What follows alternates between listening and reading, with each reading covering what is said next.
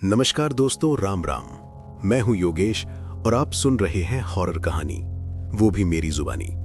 तो दोस्तों, आज की कहानी एक ट्रक ड्राइवर की है जिनका नाम चंद्रकांत है और उन्हें ट्रक चलाते हुए लगभग 15 साल हो गए हैं। तो अब मैं आपको ये कहानी चंद्रकांत के नजरिए से सुनाता हूं। लेकिन कहानी शुरू करने से पहले मैं आपको कहना चाहता हूं कि वैसे तो आपने बहुत सी कहानियां सुनी होंगी, लेकिन आज जो कहानी मैं आपको सुनाने वाला हूं उसे सुन के आपको बहुत मजा आने वाला है और साथ में डर का एहसास भी होगा।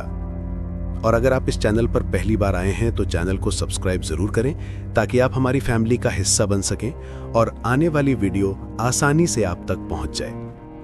तो ज्यादा समय ना लेते हुए जल्दी से अपनी कहानी को शुरू करते हैं। दोस्तों, मेरा नाम चंद्रकांत है और मैं उत्तराखंड का रहने वाला हूं। मुझे ट्रक चलाते हुए लगभग 15 साल से ज्यादा हो गए हैं। इन 15 सालों में मुझे ट्रक चलाने का काफी अच्छा अनुभव हो गया है। इतने लंबे सफर में मैंने न जाने कितने शहर, गांव और राज्यों के रास्ते देखे हैं। कभी पहाड़ों के संघर्ष भरे मोड़, तो कभी रेगिस्तान के बेबुनियादी रास्ते।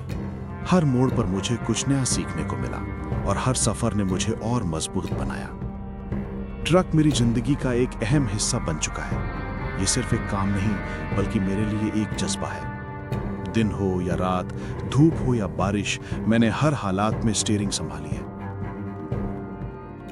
दोस्तों, मैंने अपनी जिंदगी में बहुत सफर किए हैं, लेकिन एक सफर ऐसा था जिसको आज भी जब मैं याद करता हूं तो मेरी रूह कांप जाती है। वो सफर इतना भयानक था कि आज तक मैं उसे भूल नहीं पाया। उस रात ने मेरी और मेरे साथी की जिंदगी बदल दी। उस रात हमसे जो गलती हुई थी, वो शायद अगर हम ना करते तो हमें उस चीज का सामना न करना पड़ता। दोस्तों, इस कहानी में आपको मैं ये भी बताऊंगा कि वो गलती क्या थी और हमें किस चीज का सामना करना पड़ा। एक बात जो कहानी शुरू करने से पहले मैं आपको बता दूं कि हम लोग अनजाने में कुछ ऐसी गलतियां कर बैठते हैं जो हमें कभी नहीं करनी चाहिए। उस गलती के बारे में आपको अभी कुछ देर में पता चलने वाला है और इस कहानी से आपको एक सीख भी मिलेगी।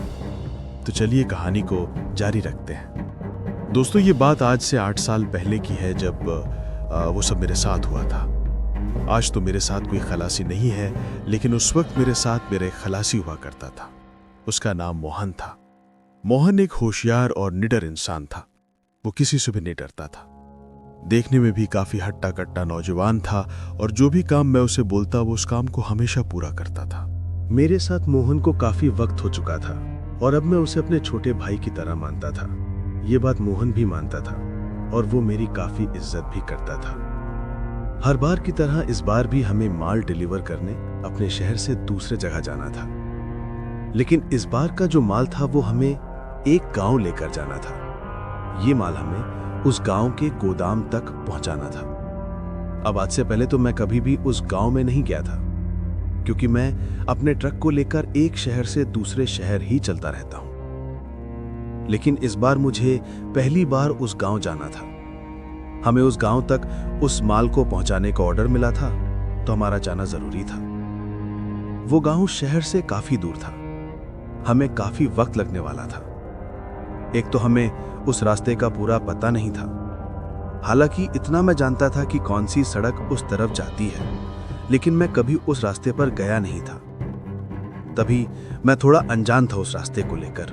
अब जो मेरे ट्रक का मालिक था, मैंने उससे इस बारे में कहा भी कि मैं इस रास्ते पर पहले नहीं गया हूं। तो मेरी बात सुनकर वो मुझसे कहता है कि तुम्हारा जो खलासी है वो उस रास्ते को अच्छे से जानता है। अब मालिक की बात सुनकर जब मैंने अपने खलासी मोहन से पूछा तो उसने मुझे बताया कि हाँ उस्ताद, मैं उस रास्ते को जानता हूं और वो मुझसे ये भी कहता है कि आपसे पहले मैं जिस ड्राइवर के साथ काम करता था, उस ड्राइवर के साथ मैं 1 से 2 बार उस गांव तक गया हूं।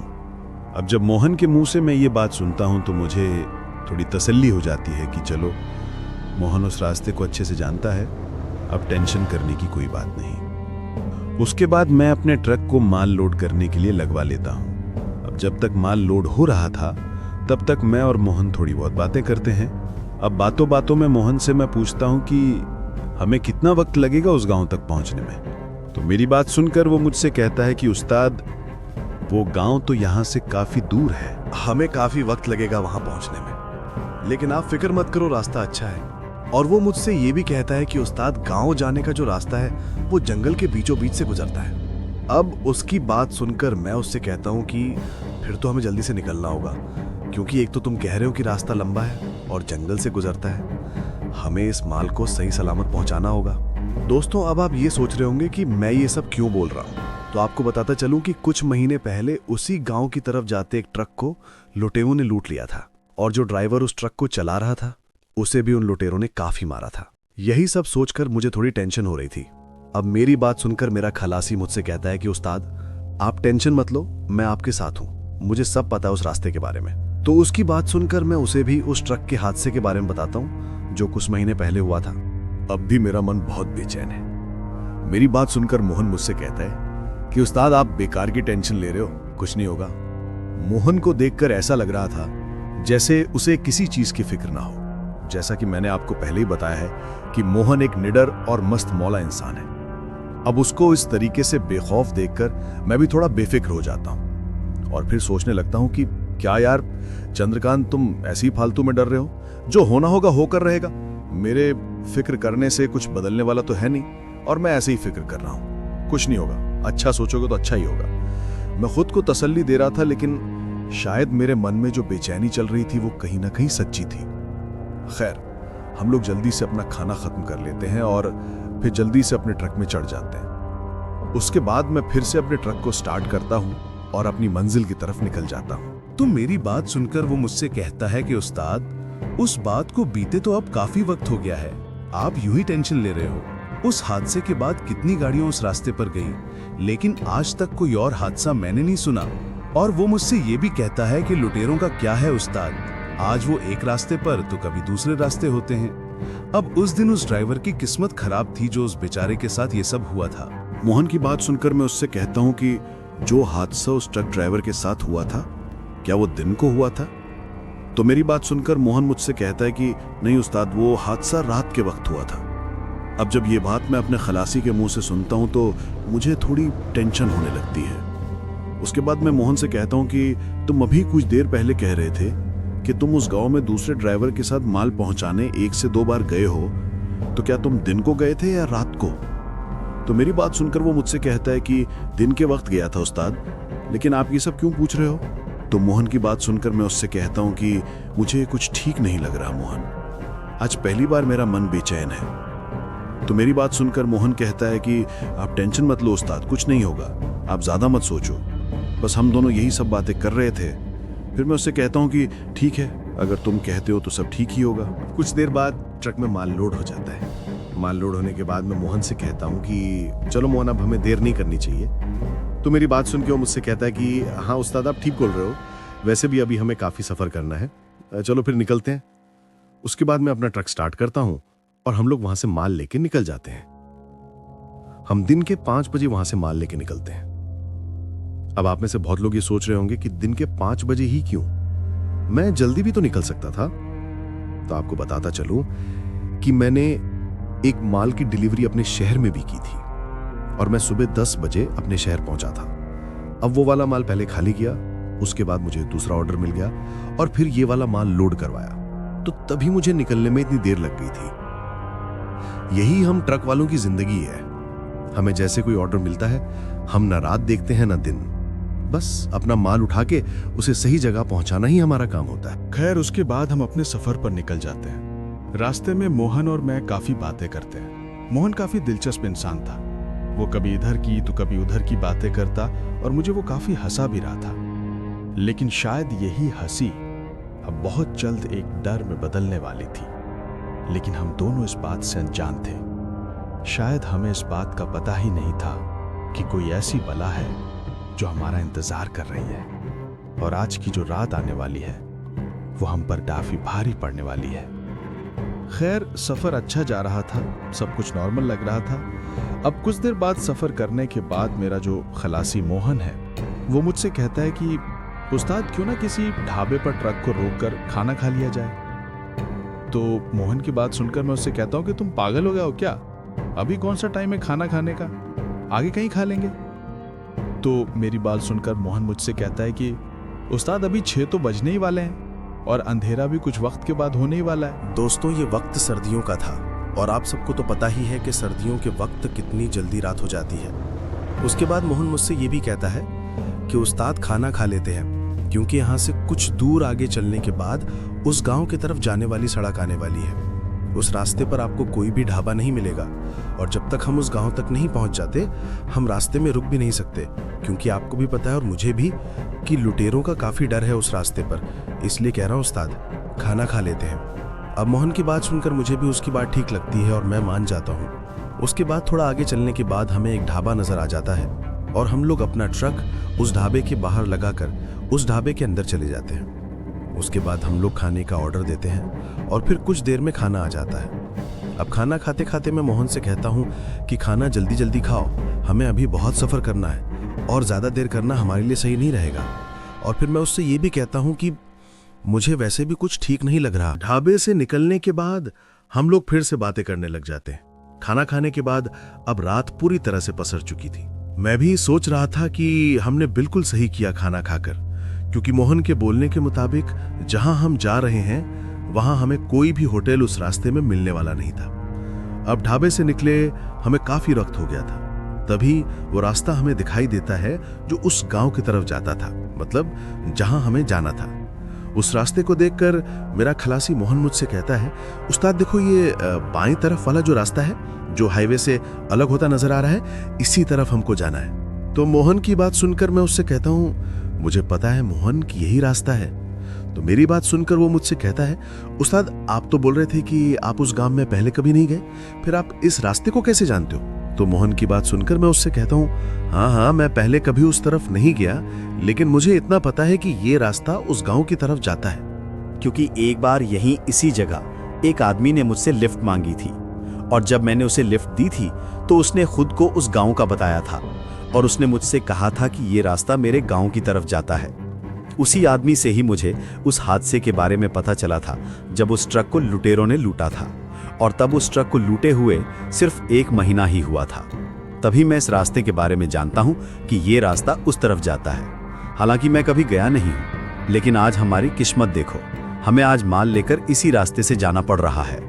मेरी बात सुनकर मोहन मुझसे कहता है, तभी मैं सोचूं कि आपको कैसे पता कि ये रास्ता उस तरफ जाता है। खैर, उसके बाद हम अपने ट्रक को उस गांव की तरफ जाने वाले रास्ते की तरफ मोड़ लेते हैं, लेकिन शायद हमें इस बात का अंदाजा नहीं था कि उस तरफ जाकर हम कितनी बड़ी गलती कर रहे हैं और आगे चलकर हमारे साथ क्या होने वाला है, इस बात से हम दोनों अनजान थे। दोस्तों, वो कहते हैं ना, जो जिसकी किस्मत में लिखा होता है वो सब उसे भुगतना ही पड़ता है, और शायद आज हमारी किस्मत ने भी हमें किसी ऐसी चीज से मिलाना था जिसको हम आज तक भूल नहीं पाए हैं। खैर, अब हम अपने ट्रक को लेकर उस रास्ते की तरफ बढ़ जाते हैं। सब कुछ सामान्य लग रहा था। मुझे जरूर उस रास्ते पर चलते हुए थोड़ी बेचैनी हो रही थी, क्योंकि उस रास्ते पर लुटेरों का डर भी बहुत था। हालांकि आज से पहले मुझे कभी भी ऐसी बेचैनी महसूस नहीं हुई थी, लेकिन आज पहली बार मुझे कुछ अच्छा नहीं लग रहा था। तभी मोहन ट्रक का रेडियो ऑन कर लेता है और फिर गाने लगाकर गुनगुनाने लग जाता है।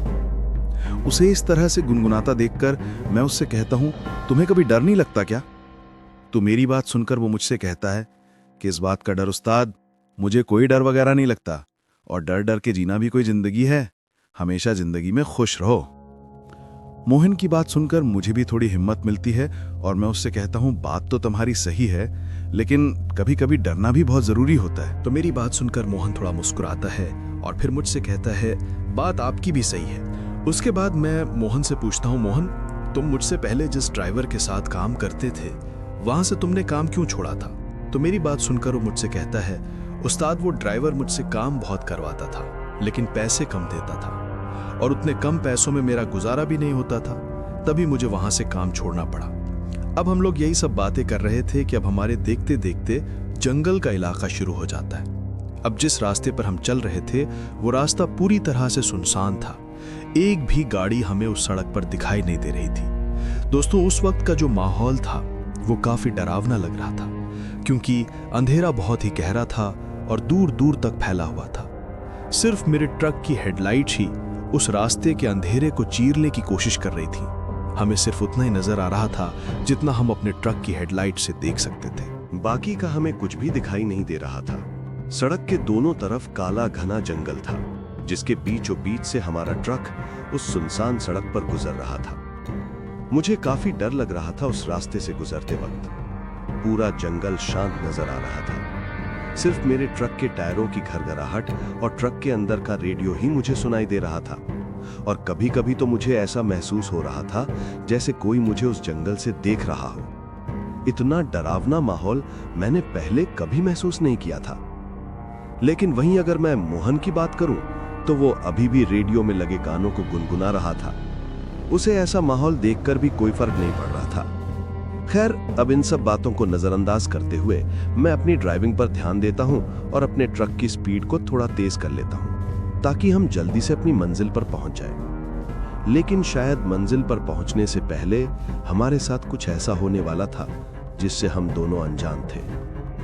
खैर, अभी तक सब कुछ सामान्य लग रहा था, लेकिन फिर हमारे साथ कुछ ऐसा होता है जिसके बारे में हमने कभी सोचा ही नहीं था। मतलब कि अभी हम लोग अपने सफर की तरफ बढ़ ही रहे थे कि अचानक से एक जोरदार धमाका हमें सुनाई देता है और उस धमाके की आवाज इतनी भयानक होती है कि पूरा जंगल उस आवाज से गूंज उठता है। और उस आवाज को सुनकर मैं और मेरा खलासी मोहन भी काफी ज्यादा डर जाते हैं, क्योंकि उस सुनसान हाईवे पर इस तरह किसी धमाके की आवाज सुनना किसी को भी चौंका सकता था। तो मोहन की बात सुनकर मैं उससे कहता हूं, करना क्या है, टायर को चेंज करना पड़ेगा। अब ऐसा तो है नहीं कि हम अपने ट्रक को बिना टायर बदले मंजिल तक पहुंचा सकें। हमें टायर बदलना ही पड़ेगा। उसके बाद हम दोनों ट्रक से उतरकर पीछे की तरफ जाते हैं और मेरा शक बिल्कुल सही निकलता है। ट्रक का टायर हमें फटा हुआ नजर आता है। उस टायर की काफी बुरी हालत थी। अब जब वो टायर फटा था तो एक पल के लिए ट्रक का थोड़ा बैलेंस बिगड़ गया था, लेकिन मैंने किसी तरह से ट्रक को संभालकर ब्रेक लगा दी थी। ये तो शुक्र है कि ट्रक का पिछला टायर फटा था। अगर अगला टायर फट जाता तो शायद हमारा ट्रक पलट जाता। खैर, उसके बाद मैं अपने खलासी मोहन से कहता हूं, तुम टायर को खोलो, मैं दूसरा टायर लेकर आता हूं। उसके बाद मोहन टायर को खोलने के काम में लग जाता है और मैं भी दूसरा टायर निकाल लेता हूं। दोस्तों, जिस जगह वो टायर फटा था वो जगह काफी ज्यादा अजीब और डरावनी नजर आ रही थी, क्योंकि जहां हम खड़े थे उस सड़क के नीचे की तरफ एक छोटी सी नदी बह रही थी और नदी में चलते पानी की आवाज हमें अच्छे से सुनाई दे रही थी। बाहर का माहौल काफी ठंडा था, क्योंकि जैसे कि मैंने आपको पहले भी बताया था कि वो वक्त सर्दियों का था। अब मोहन ट्रक के टायर को खोल लेता है और फिर मैं उसे दूसरा टायर पकड़ा देता हूँ ताकि वो अच्छे से उस टायर को बदल दे। मेरे पास एक टॉर्च थी जिसकी रोशनी मैंने मोहन की तरफ की हुई थी, क्योंकि वो टायर बदल रहा था। इतने घने अंधेरे में वही टॉर्च ही हमारा सहारा थी। अब जब मैं उस टॉर्च को मोहन की तरफ टिकाकर खड़ा था तो बीच बीच में जंगल की तरफ भी मैं उस टॉर्च को लगाता था, क्योंकि मुझे अभी भी बहुत डर लग रहा था। मैं बस भगवान से एक ही दुआ कर रहा था कि हम लोगों का लुटेरों से सामना ना हो, क्योंकि इतनी सुनसान सड़क पर, वो भी इतनी रात को, माल से भरे ट्रक को रोकना किसी खतरे से कम नहीं था। और उस वक्त लुटेरों का काफी डर भी हुआ करता था। खैर, अब कुछ ही देर में मोहन ट्रक का टायर बदल लेता है और मैं उस फटे हुए टायर को ट्रक में अच्छे से रख देता हूँ।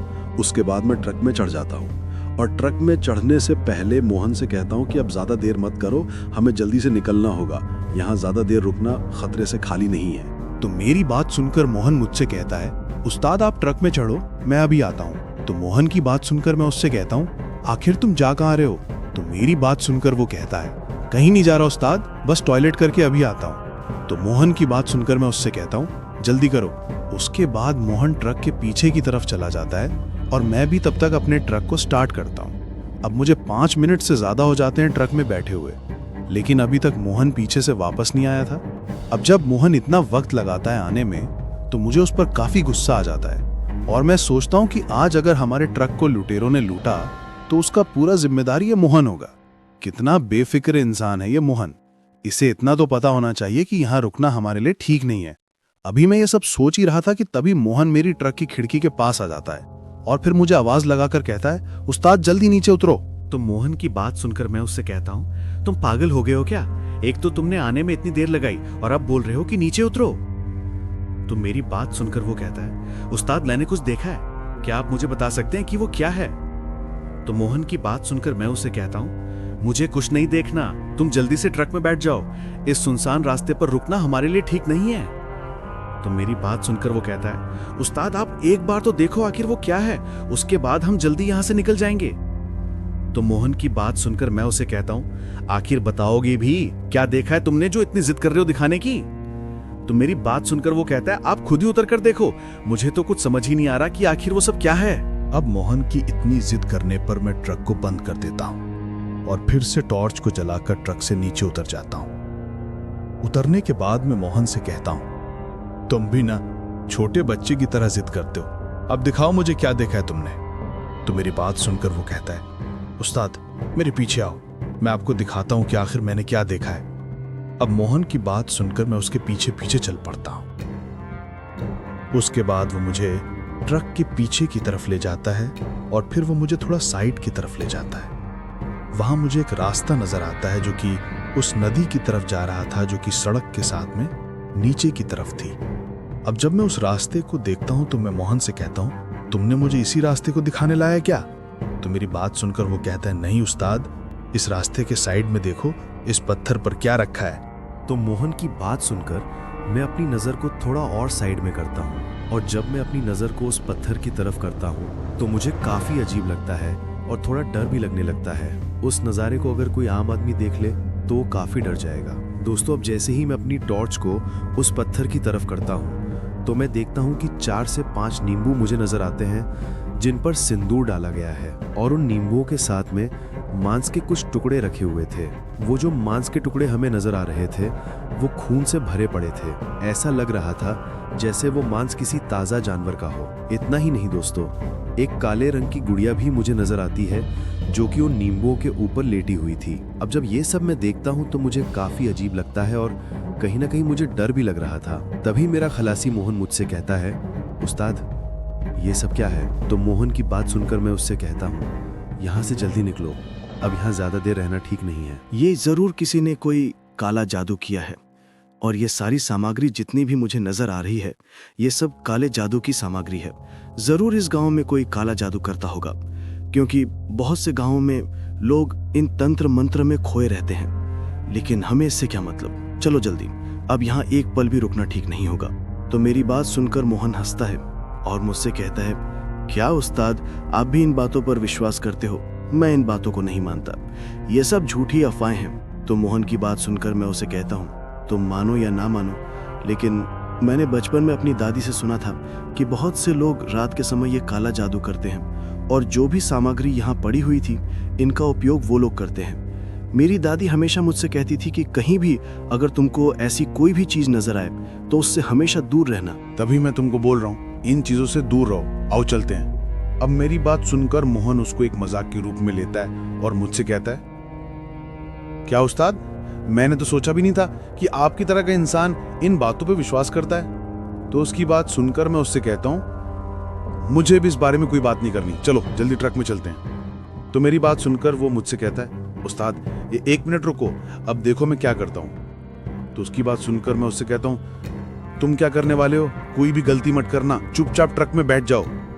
तो मेरी बात को नजरअंदाज करके मोहन एक गलती कर बैठता है, और वो गलती इतनी खतरनाक होती है कि जिसका खामियाजा हमें आगे चलकर भुगतना पड़ता है। दोस्तों, मेरे काफी बार मना करने के बावजूद भी मोहन एक गलती कर देता है, और वो गलती ये होती है कि मोहन पहले तो उस पत्थर के पास जाता है और फिर एक जोरदार लात उस पत्थर पर पड़े नींबू और उस गुड़िया को मार देता है, जिसकी वजह से वो नींबू और वो गुड़िया वहां से गिरकर उस रास्ते से काफी नीचे पहुंच जाते हैं। अब जब मोहन ऐसा करता है तो उसको इस तरीके से करता देख मुझे काफी गुस्सा आ जाता है और मैं उसे काफी डांटता हूँ, लेकिन मेरी डांट का उस पर कोई असर नहीं होता और वो मुझसे कहता है, उस्ताद लो, हो गया काला जादू खत्म।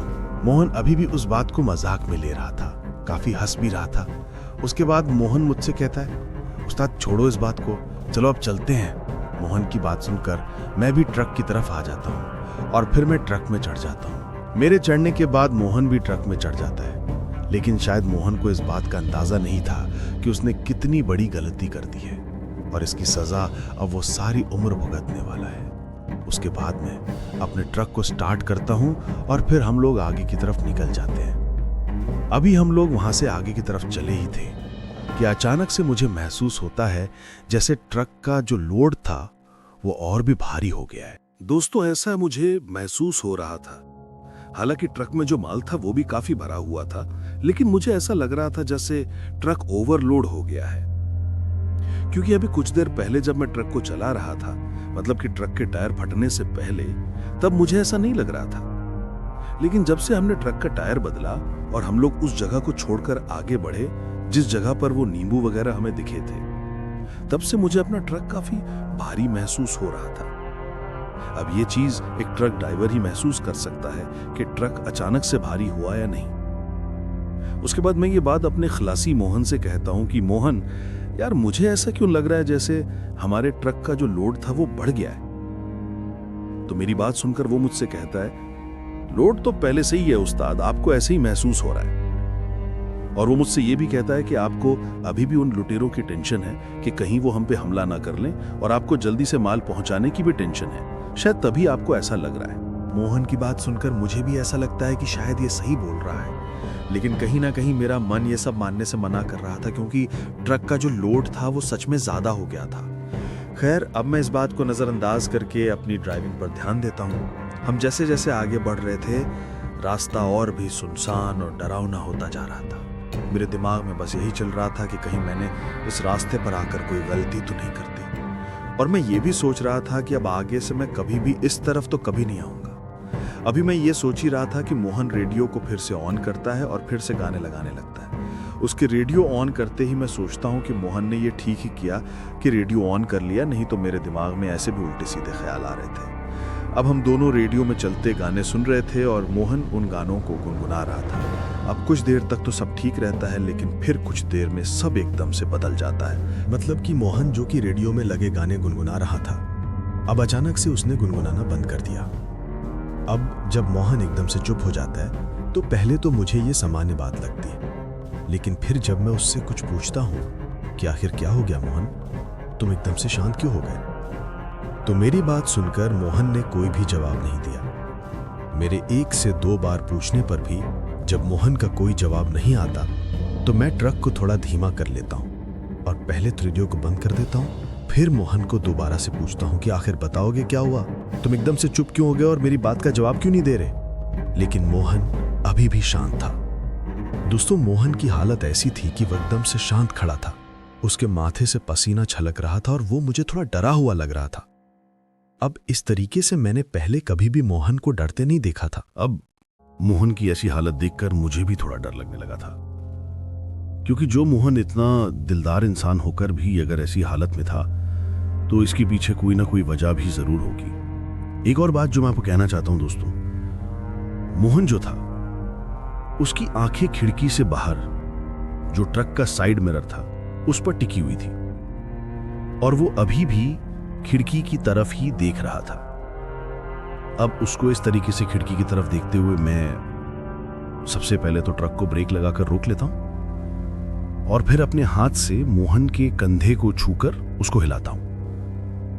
अब जब मैंने मोहन को छुआ तो पहले तो मोहन एकदम से चौंक जाता है। उसके चौंकने के बाद मैं उससे पूछता हूं कि क्या हुआ मोहन, तुम इतना डरे हुए क्यों हो। तो मेरी बात सुनकर मोहन मुझसे कहता है, उस्ताद मैंने ट्रक के पीछे की तरफ किसी को चढ़ते हुए देखा है। और वो मुझसे ये भी कहता है कि उस्ताद पहले तो मुझे लगा कि ये मेरा कोई भ्रम है, लेकिन उसके बाद वो जो भी चीज मुझे नजर आई वो ट्रक के साइड की तरफ आती हुई मुझे दिखाई दी। उस्ताद वो कुछ अजीब ही थी। अब मोहन की बात सुनकर मैं भी थोड़ा डर जाता हूँ और सोचता हूँ कि कहीं कोई लुटेरा हमारे ट्रक पर तो नहीं आ गया और उसी को मेरे खिलाची ने देखा हो। उसके बाद मैं मोहन से कहता हूँ, मोहन मुझे तो लगता है कि जरूर ये कोई लुटेरा होगा जो तुमने देखा होगा। शायद जब हम लोग ट्रक का टायर बदल रहे थे तो ये लुटेरा तब हमारे ट्रक पर चढ़ गया हो। मोहन यार, मुझे तो बहुत डर लग रहा है, लगता है इसके साथी भी हमें आगे मिल जाएंगे। और जो हादसा आज से कुछ महीने पहले उस ट्रक ड्राइवर के साथ हुआ था, आज वो हादसा हमारे साथ होने वाला है। मेरी बात सुनकर मोहन मुझसे कहता है, उस्ताद जो चीज मैंने देखी है ये कोई लुटेरा नहीं है उस्ताद, ये कुछ अजीब ही था।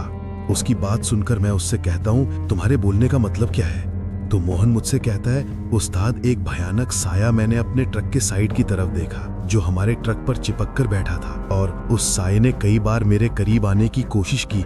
उस्ताद मुझे बहुत डर लग रहा है, आप जल्दी से ट्रक को भगाओ। मोहन की बात सुनकर मुझे थोड़ा अजीब लगता है और मैं सोचता हूं कि कहीं मोहन मुझे डराने की कोशिश तो नहीं कर रहा या फिर मुझसे कोई मजाक कर रहा हो, क्योंकि मोहन तो किसी भी चीज से नहीं डरता था। अब ऐसा कौन सा साया इसने देख लिया जो ये सब मुझसे कह रहा है? मुझे इतना तो पता था कि मोहन भूत प्रेतों पर विश्वास नहीं करता और ना मैं इन बातों पर विश्वास करता हूं। उसके बाद मैं मोहन से कहता हूं, तुम्हें मैं ही मिला हूं पागल बनाने को? आगे ही इस रास्ते पर इतना डर है और तुम भी मुझे डराने की कोशिश कर रहे हो। तो मेरी बात सुनकर वो मुझसे कहता है, उस्ताद मैं झूठ नहीं बोल रहा, आप मेरी बात का विश्वास करो। तो मोहन की बात सुनकर मैं उससे कहता हूं, अगर तुम्हारी बात सच्ची है तो मुझे दिखाओ, कहां है वो साया? तो मेरी बात सुनकर वो कहता है, उस्ताद अभी कुछ देर पहले यही मेरी खिड़की के पास मुझे नजर आया था। अब उसकी बात सुनकर एक पल के लिए मुझे लगता है कि हो सकता है इसने जरूर किसी लुटेरे को ही दिखा हो, क्योंकि मोहन इतना भी झूठ मुझसे नहीं बोल सकता। उसके बाद मैं मोहन से कहता हूं, चलो मुझे दिखाओ कहां पर है वो साया। आओ ट्रक के पीछे अच्छे से देखते हैं कि आखिर तुमने क्या देखा। तो मेरी बात सुनकर वो पहले तो मना करता है, लेकिन फिर मान जाता है। उसके बाद मैं और मोहन ट्रक से नीचे उतर जाते हैं, लेकिन उतरने से पहले मैं अपनी सीट के नीचे की तरफ एक रॉड को निकाल लेता हूं, ताकि अगर कोई लुटेरा हो तो उससे बचने के लिए कोई ना कोई हथियार तो होना ही चाहिए। यही सब सोचकर मैं उस रॉड को निकाल लेता हूं और फिर हम दोनों ट्रक से उतरकर ट्रक के पीछे की तरफ चले जाते हैं। अब जैसे ही हम ट्रक के पीछे की तरफ पहुंचते हैं, हमें कुछ भी नजर नहीं आता। ट्रक पूरी तरह से तरपाल से ढका हुआ था और ऐसी कोई भी चीज हमें वहां नजर नहीं आती जो मोहन ने मुझसे कही थी। अब ये सब देखकर मैं मोहन से कहता हूं कि जरूर तुम्हारे साथ कोई वहम हुआ है, अगर यहां कोई होता तो हमें जरूर दिख जाता। मेरी बात सुनकर मोहन भी काफी हैरान था। उसे कुछ समझ ही नहीं आ रहा था कि आखिर जो भी उसने देखा वो एकदम से कहां चला गया। उसके बाद मैं मोहन से कहता हूं, अब जल्दी से ट्रक में चढ़ो, यहां रुकना ठीक नहीं है। तो मेरी बात सुनकर मोहन ट्रक में चढ़ जाता है और फिर मैं भी अपने ट्रक का फाटक खोलकर ट्रक में चढ़ जाता हूं। फिर हम अपना ट्रक स्टार्ट करके वहां से आगे की तरफ निकल जाते हैं।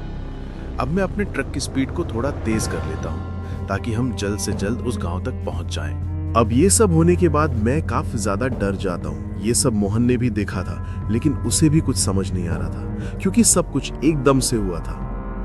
ये सब होने के बाद मैं और मोहन जल्दी से अपने ट्रक से बाहर आ जाते हैं और मैं अपनी टॉर्च को जलाकर ट्रक के नीचे की तरफ रोशनी करता हूं। अब जब मैंने अपने ट्रक के नीचे टॉर्च की रोशनी की तो मैं काफी ज्यादा डर जाता हूं।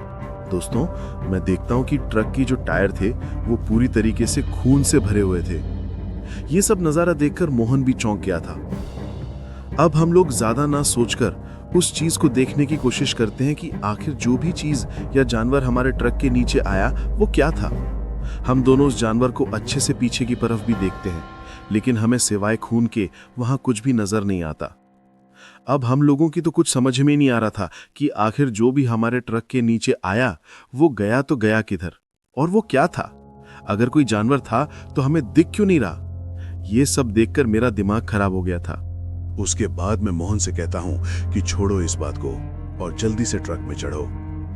उसके बाद मोहन और मैं हम दोनों ट्रक में चढ़ जाते हैं और अपने ट्रक को स्टार्ट करके जितनी जल्दी हो सके वहां से निकल जाते हैं। अब गांव तक पहुंचने में हमें थोड़ा ही समय लगने वाला था। उसके बाद हम लोग अपनी मंजिल की तरफ बढ़ते रहते हैं। अब वहां से चले हमें 2 से 3 मिनट ही हुए होंगे कि मोहन फिर से डर जाता है और थोड़ा चीख कर मुझसे कहता है, उस्ताद वो साया फिर से मुझे दिख रहा है। उस्ताद ट्रक को तेज करो, वो हमारे पीछे ही आ रहा है। अब उसकी बात सुनकर मुझे कुछ समझ ही नहीं आ रहा था कि उसकी बात पर यकीन करूं या नहीं। लेकिन जो भी अब तक हमारे साथ उस रास्ते में हुआ था, उन सब को सोचकर मुझे थोड़ा थोड़ा विश्वास हो भी रहा था, लेकिन पूरी तरह से अभी भी मैं इस बात को नहीं मान रहा था कि जो भी मोहन मुझसे कह रहा है क्या वो सच है। अब जब मोहन को 1 से 2 बार वो साया फिर से नजर आता है तो मोहन अपनी सीट से उठकर मेरी सीट के पीछे आ जाता है।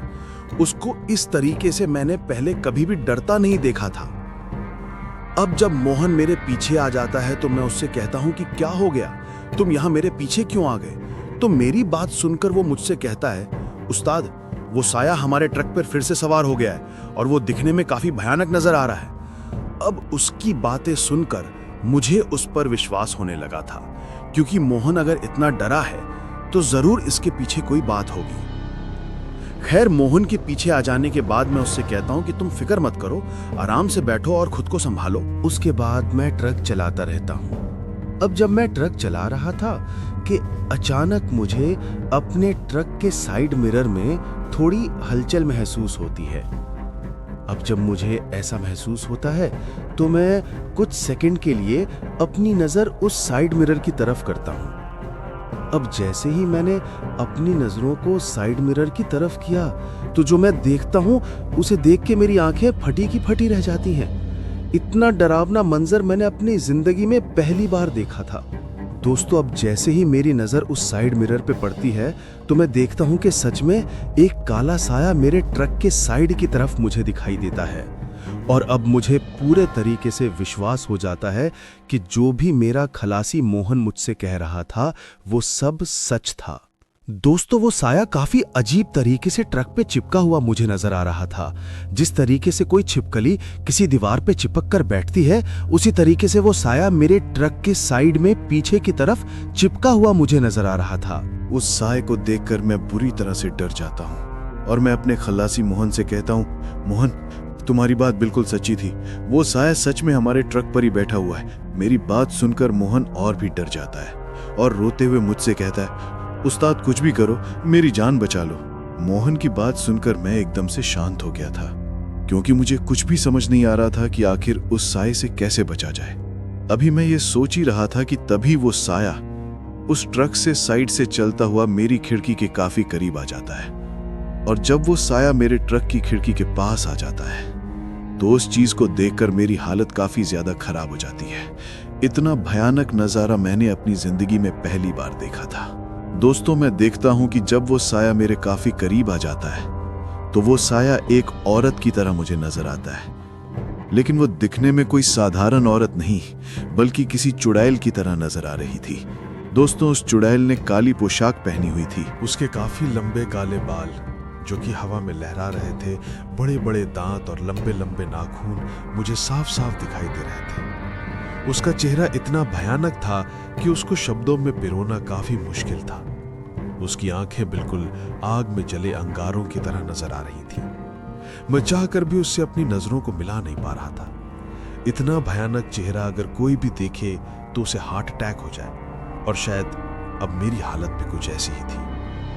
मुझे बस ऐसा महसूस हो रहा था जैसे अभी कुछ देर में मुझे हार्ट अटैक आने वाला है। और वो जो भी कोई चीज या चुड़ैल थी वो काफी ध्यान से मुझे बाहर की तरफ से उस शीशे से देख रही थी। मेरे हाथ जैसे मानो स्टीयरिंग पर जाम से हो गए थे। मुझे बस ऐसा लग रहा था जैसे अब मेरे ट्रक का बैलेंस बिगड़ जाएगा और हमारा ट्रक पलट जाएगा। लेकिन एक बात की समझ मुझे अभी तक नहीं आई थी, वो जो भी हमारे ट्रक के अंदर अभी तक नहीं आई थी। शायद हमारे ट्रक में लगाई भगवान की जो मूर्ति थी, ये सब उसी की शक्ति थी कि वो चुड़ैल अभी तक हमारे ट्रक के अंदर नहीं आई थी।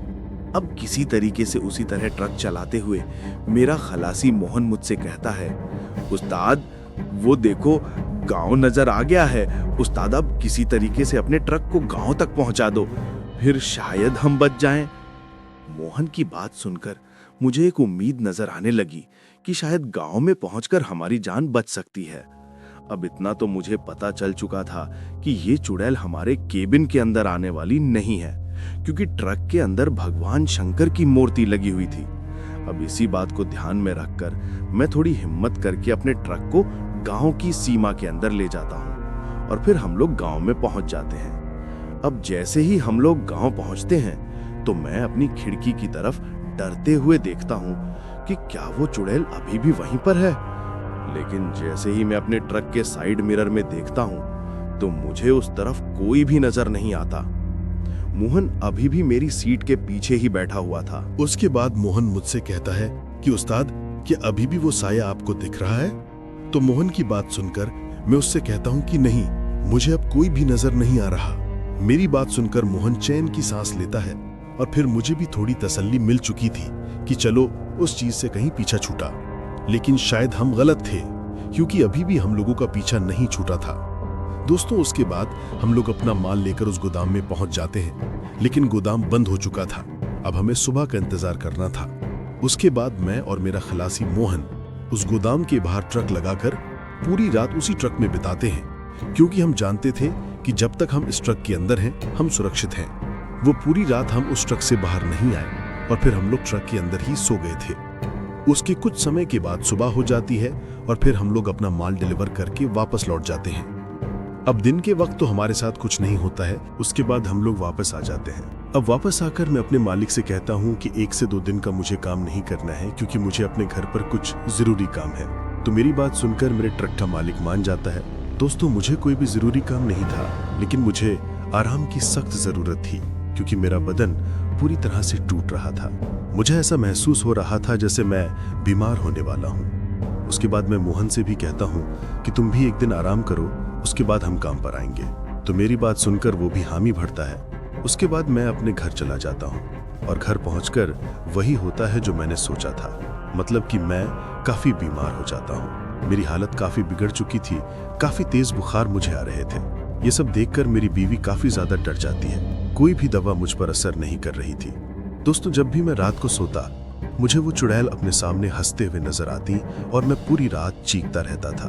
अब जब ऐसी हालत मेरी बीवी देखती है तो वो थोड़ा बहुत तो समझ ही गई थी कि ये बात सामान्य नहीं है।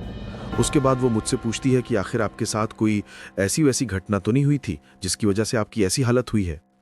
दोस्तों, मैंने अपनी बीवी को अभी तक इस बारे में नहीं बताया था, लेकिन उसके काफी ज्यादा जोर देने पर और अपनी बिगाड़ती हालत देखकर मैं सब कुछ अपनी बीवी को बता देता हूँ। मेरी बात सुनकर वो काफी ज्यादा डर जाती है और अपने हाथ को अपने मुंह पर रखकर काफी ध्यान से मेरी तरफ देखती है और फिर मुझसे कहती है कि आपको ये बात मुझसे पहले बोल देनी चाहिए थी। फिर मैं उससे कहता हूँ कि तुम इस बात को सुनकर डर जाती, तभी मैंने तुमसे ये बात छुपाई। उसके बाद वो मुझे आराम करने को कह देती है। मेरी हालत हर दिन खराब होती जा रही थी। मेरी आंखों के नीचे काले घेरे बन गए थे। अभी मैं आराम कर ही रहा था कि अचानक मेरे माथे पर किसी का हाथ आता है और जब मैं अपनी आंखें खोलता हूं तो मैं एक तांत्रिक को अपने सामने देखता हूं। उस तांत्रिक को मेरी बीवी लेकर आई थी। उसके बाद मेरी बीवी मुझसे कहती है कि आप फिक्र मत करो, ये तांत्रिक बाबा आपको ठीक कर लेंगे। उसके बाद वो तांत्रिक मुझसे कहता है कि बहुत बड़ी गलती कर ली है तुम लोगों ने, वो तुम्हें नहीं छोड़ने वाली। तुमने उसकी सामग्री को भंग किया है और वो काफी क्रोधित भी है। तो उस तांत्रिक की बात सुनकर मैं उससे कहता हूं कि बाबा, मैंने तो कुछ भी नहीं किया, बाबा मुझे बचा लो। तो मेरी बात सुनकर वो मुझसे कहता है, तुम चाहते तो अपने साथी को वो सब करने से रोक सकते थे। तो उस तांत्रिक की बात सुनकर मैं उससे कहता हूं कि बाबा, मैंने काफी रोका भी था उसे ये सब करने से, लेकिन उसने मेरी बात नहीं सुनी। तो मेरी बात सुनकर वो मुझसे कहता है कि तभी तो उसके किए की सजा उसे मिल रही है। अब उस तांत्रिक की बात सुनकर मुझे कुछ समझ नहीं आ रहा था, लेकिन तभी मेरी बीवी उस तांत्रिक के कदमों में गिर जाती है और उसे कहती है कि बाबा, मेरे पति को बचा लो। तो मेरी पत्नी की इस तरह की विनती करने के बाद वो मान जाता है और फिर कुछ मंत्रोच्चारण करता है। उसके बाद वो मेरी पत्नी को उस कमरे से बाहर निकाल देता है। फिर वो तांत्रिक काफी मंत्रवार करता है और एक विभूति मेरे माथे पर लगाता है। उसकी लगाई हुई विभूति से मैं काफी ज्यादा चिल्ला रहा था, क्योंकि मुझे बहुत तकलीफ हो रही थी, और काफी चिल्लाने के बाद मैं बेहोश हो जाता हूँ। और जब मुझे होश आती है तो मेरे सामने मेरी बीवी और वो तांत्रिक खड़ा था। उसके बाद वो मुझसे कहता है कि अब तुम बहुत जल्द ठीक हो जाओगे, लेकिन आइंदा इन बातों का ख्याल रहे कि दोबारा ऐसी गलती ना हो पाए। उसके बाद मैं उस तांत्रिक बाबा का शुक्रिया अदा करता हूँ और फिर वो बाबा वहां से चला जाता है। अब कुछ दिनों के बाद मैं पूरी तरह से ठीक हो जाता हूँ। अब जब मैं पूरी तरह से ठीक हो जाता हूँ तो मैं सोचने लगता हूँ कि अगर मेरी इतनी बुरी हालत हुई थी तो मेरे खलासी जिसने वो सब किया था उसका क्या हाल होगा। मुझे अब उसकी फिक्र होने लगी थी। उसके बाद मैं अपने खलासी को फोन करता हूँ, लेकिन मोहन का फोन तो बज रहा था, लेकिन कोई भी फोन नहीं उठा रहा था। अब मेरे काफी बार फोन करने पर मोहन की पत्नी फोन उठाती है, और जब मैं उससे पूछता हूं कि मोहन किधर है, वो फोन क्यों नहीं उठा रहा, तो उसकी पत्नी काफी जोरों से रोती है। अब उसके ऐसा रोने पर मैं काफी डर जाता हूं कि कहीं उसे कुछ हो तो नहीं गया। मेरे ज्यादा जोर देने पर उसकी पत्नी मुझसे कहती है कि उनकी हालत काफी ज्यादा खराब हो गई है, ना वो बात करते हैं और अब तो उन्होंने खाना पीना भी छोड़ दिया है। उसकी बात सुनकर मैं फौरन मोहन से मिलने के लिए उसके घर चला जाता हूँ, और जब मैं वहां पहुंचता हूं तो जो मैं देखता हूं उसे देखकर मेरी आंखें फटी की फटी रह जाती हैं। दोस्तों, मैं देखता हूं कि मोहन की हालत काफी ज्यादा खराब थी। हट्टा कट्टा मोहन अब एक सूखी लकड़ी की तरह हो गया था। उसका पूरा शरीर काफी पिचक चुका था। इतना कमजोर उसे मैंने पहले कभी नहीं देखा था। उसको देखकर बस ऐसा लग रहा था जैसे ये बस आज या कल का ही दिन निकालेगा। उसकी इतनी बुरी हालत देखकर मुझे काफी दुख हो रहा था, लेकिन शायद इसका जिम्मेदार वो खुद ही था। उसे उस जगह पड़ी हुई सामग्री को लात नहीं मारनी चाहिए थी। हालांकि मैंने उसे रोका भी था, लेकिन मेरी बात का उस पर कोई भी असर नहीं हुआ था। दोस्तों, एक बात और जो मैं आपको बता दूं, मोहन ने जिस लात से उस सामग्री को मारा था, वो टांग और पैर पूरी तरह से सड़ चुका था और डॉक्टरों ने उसकी वो टांग काट ली थी। बेचारे मोहन की इतनी बुरी हालत थी कि मैं आपको बता भी नहीं सकता। उसकी बीवी काफी जोर जोर से रो रही थी और उसके 2 बच्चे भी रो रहे थे। अब उनकी ये हालत देखकर मुझे उन पर काफी दया आती है, लेकिन मैं कुछ कर भी तो नहीं सकता था। लेकिन तभी मुझे याद आया कि जिस तांत्रिक ने मुझे ठीक किया है, अगर वो मोहन की कुछ मदद कर सके तो कम से कम इन बच्चों से इनके बाप का सहारा तो नहीं छूटेगा। खैर, उसके बाद मैं वापस लौट जाता हूँ और अपनी पत्नी से मोहन के बारे में सब कुछ बताता हूँ। मेरी पत्नी को भी ये सुनकर काफी दुख होता है, क्योंकि वो भी मोहन को अपने भाई की तरह मानती थी। उसके बाद मेरी पत्नी और मैं उस तांत्रिक को लेकर मोहन के घर चले जाते हैं। दोस्तों, हम लोग उसी दिन मोहन के घर चले गए थे जिस दिन मैं पहले उसे देखने गया था, क्योंकि अगर मैं थोड़ी भी देर करता तो शायद मोहन की जान पर बन सकती थी। अब वहां पहुंचकर वो तांत्रिक हम सबको मोहन के कमरे से बाहर निकालता है और फिर कमरा बंद करके अंदर कुछ मंत्र उच्चारण करने लग जाता है। अब कुछ देर बाद मोहन की चीखें उस कमरे से बाहर हमें सुनाई दे रही थी। वो सिर्फ अपनी माफी की गुहार लगा रहा था कि मुझे माफ कर दो, दोबारा मैं कभी भी ऐसी गलती नहीं करूंगा। और फिर हम लोगों को काफी भयानक चीखें मोहन की सुनाई देती हैं। अब लगभग 1 घंटे के बाद वो तांत्रिक उस कमरे से बाहर निकलता है और हमसे कहता है कि अब ये ठीक हो जाएगा, लेकिन इसे पूरी तरह ठीक होने में काफी महीने लग सकते हैं। उस तांत्रिक की बात सुनकर मोहन की बीवी और हम सब उसका धन्यवाद करते हैं। उसके बाद वो तांत्रिक हमसे कहता है कि अगर कहीं भी अनजाने में ऐसी कोई भी चीज हमें दिखे जो सामान्य नजर ना आए तो हमें उससे दूरी बनानी चाहिए। उसके बाद हम सब उस तांत्रिक की बात मानकर हामी भरते हैं और फिर वो तांत्रिक वहां से चला जाता है। मोहन को 6 महीनों से ज्यादा का समय लग जाता है ठीक होने में, लेकिन आज मोहन पूरे तरीके से ठीक हो गया है। उसने अब खलासी का काम छोड़कर एक दुकान पकड़ ली है और अब मोहन उसी दुकान को चलाकर अपने परिवार का पालन पोषण करता है। दोस्तों, इस कहानी से हमें ये सीख मिली कि कहीं भी अगर अनजाने में आपको कोई ऐसी सामग्री नजर आती है जो आपको लगता है कि किसी तंत्र मंत्र या काले जादू से जुड़ी हुई है, तो गलती से भी उसके पास ना जाए, ना ही उसे छूने की कोशिश करें, क्योंकि अगर आप लोग ऐसा करते हो तो हो सकता है आपकी खुशहाल जिंदगी मौत से भी बदतर हो जाए। दोस्तों, इन सब चीजों से दूर रहें, और अगर आप इन सब चीजों पर विश्वास नहीं करते तो ये काफी अच्छी बात है, लेकिन अनजाने में भी ऐसी कोई गलती ना करें जो आप पर भारी पड़े।